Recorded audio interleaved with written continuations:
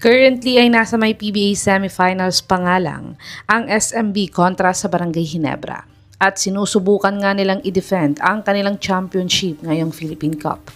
Pero pinaghahandaan na nga daw nila ang next conference dahil baka hindi nga daw pwedeng maglaro sa kanila ang super import nilang si Benny Boatwright.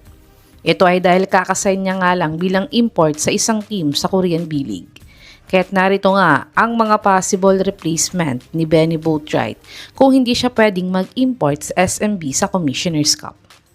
Top 5, Thomas Robinson. Si Robinson nga ay muntikan maging import ng SMB sa PBA 47 Commissioner's Cup. Yun nga lang ay nagka-injury siya sa isa sa mga practice game nila kaya hindi ito natuloy dati. Pero nakapag-import naman si Robinson sa PBA pero sa NLEX nga lang ito. Kaya't kung nais ulit subukan ng SMB na gawing import itong si Robinson, ay siya na lang ang kunin nila. Nag-average si Robinson ng 12.3 points, 9.7 rebounds, 1.9 assists, 1 steal, 0.5 blocks, 53 field goal percentage, at 53% free throw shooter sa kanyang 2024-2025 Puerto Rico BSN season. Panoorin natin ang isa sa mga latest game highlights ni Thomas Robinson kung gaano nga ba siya kagaling na import.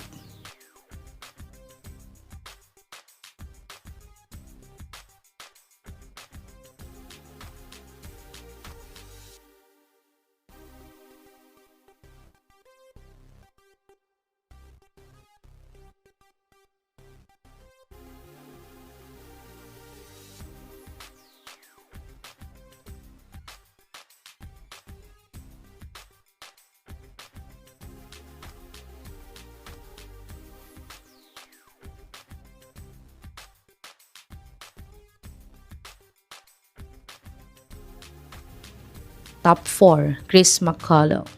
Si Chris nga ay former import ng SMB last 2019 Commissioner's Cup. At natulungan naman niya ang SMB masungkit ang kampyonato sa conference na to.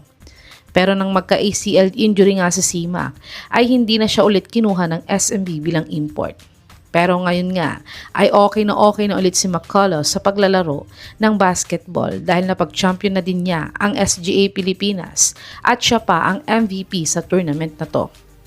Kaya't baka pwede na siyang subukan ulit ng SMB na gawing import kapalit ni Benny next conference. Nag-a-average si CMAC ng 13.5 points, 9.8 rebounds, 1.5 assists, 1.5 steals, 1.6 blocks, 26% 3-point shooter at 57% free throw shooter sa kanyang ongoing 2025-2026 Taiwan TPBL season. Panoorin natin ang counting highlights ni McCullough sa SGA kung paano niya pinag-champion ang team na ito.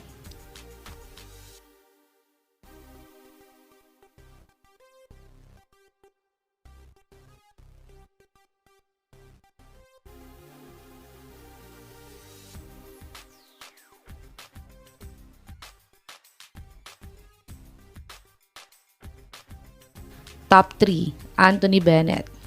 Si Bennett nga ay former number 1 pick ng Cleveland Cavaliers sa NBA. Pero hindi nga niya naipakita ang big expectations sa kanya bilang number 1 pick sa NBA. Kaya siya ay tinawag ng mga fans sa isang NBA bust. Ngunit, isa naman siya sa mga final 12-man lagi ng Team Canada sa FIBA tournaments.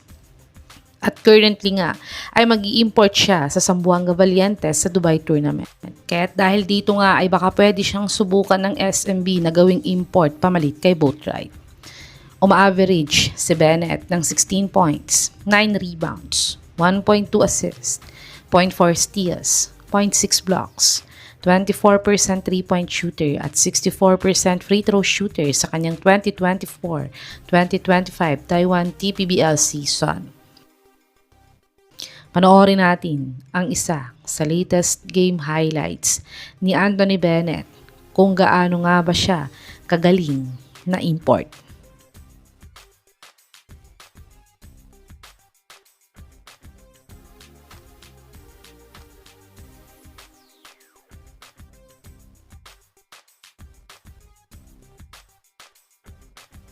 Top 2, DeMarcus Cousins. Si Cousins nga ay patagal nang naglalaro sa mga Asian Overseas League. At napag-champion na nga niya ang isa niyang team sa Taiwan at ang Zamboanga Valientes sa 2024 The Asian Tournament.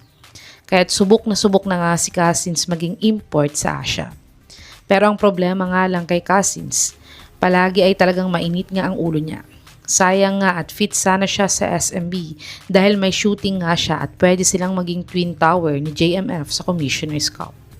Uma-average si Cousins ng 18.2 points, 9 rebounds, 4.7 assists, 1.4 steals, 1.4 blocks, 31% 3-point shooter at 66% free throw shooter sa kanyang 2024-2025 Puerto Rico BSN season.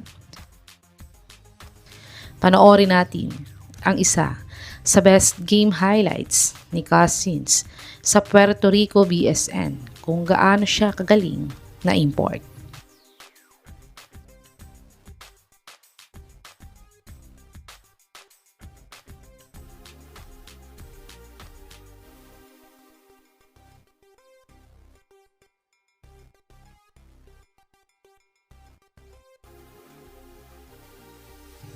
Top 1, Kenneth Farid. Si Manimal nga ay isang hustle at defensive big man sa NBA dati. Kahit undersized nga siya bilang isang big man ay dinadaan naman niya sa sipag ang lahat. At sakto nga dahil kulang sa power forward player ang SMB ngayon. At ayon din naman sa source na to ay si Manimal nga daw ang second option ng SMB gawing import kung talagang hindi available si Boatwright sa Commissioner's Cup. Si Farid ay nag-average ng 7.2 points, 5.2 rebounds, 0.4 assists, 0.4 steals, 0.8 blocks, 53 field goal percentage at 66% free throw shooter sa kanyang ongoing 2025-2026 Gris Heba A1 season. Panoorin natin ang isa sa mga latest game highlights ni Manimal kung magiging fit nga ba siya sa sistema ng SMB.